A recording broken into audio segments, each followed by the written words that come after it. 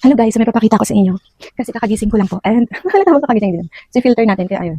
Ayun guys, magpo-plancha ako. Tapos ngayon ko lang nalaman na yung plancha ko ay talagang steamer siya. Noon kasi binili ko siya, sabi steamer, pero na ano yung tubig, na lumalabas po siya sa lagayan kasi kailangan may ganito. Yung pala, pwede pala siyang walang ganito. Kahit hindi mo siya ilagay. So, mapaplansya niya yung damit. Sample na lang. Yung damit ko, tignan nyo guys, ako to. Diba? So, mabilis lang siya gamitin.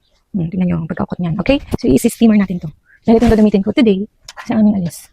So, yun guys, sample. O, tingnan nyo, sobrang ukot, nagdikit na to. So, ayan, medyo na po yung boses ko kasi nakakagising ko lang. And ito yung sinasabi ko sa inyo, yung steamer. So, pwede siya pang-travel kasi po, nagaganyan siya guys. See? Ang galing. Tapos, wala na siyang tubig, so lalagyan muna natin siya onte. Kailangan may tubig po siya para mag-effect yung steamer niya. Siyempre, parang ano, wait lang. Asan ba yung tubig? Saan ko nilagay yung kanina? Nalito na ako. Saan ko nilagay yung tubig? Natapon.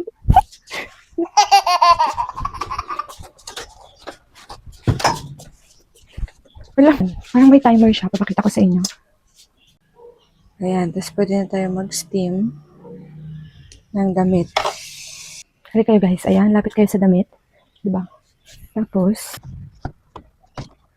sample na. Tapos maganda yan sa curtain. Itong curtain ko. Ayan guys. Diba? Hindi ka nahirap mag-ano. Ang ganda ng steamer. Nakikita niyo ba? Ayan ako po yung ukot. Pero anyways, dito tayo sa damit ko po.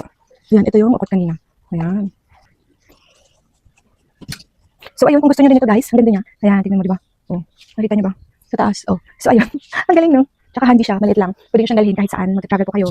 Siyempre, hindi may iwasan na minsan. Yung OOTD natin is mauukot po siya. So, okay na okay siya dalhin pang travel. So, kung gusto nyo guys nito, ilagay ko yung link dyan sa comment section. And check out na!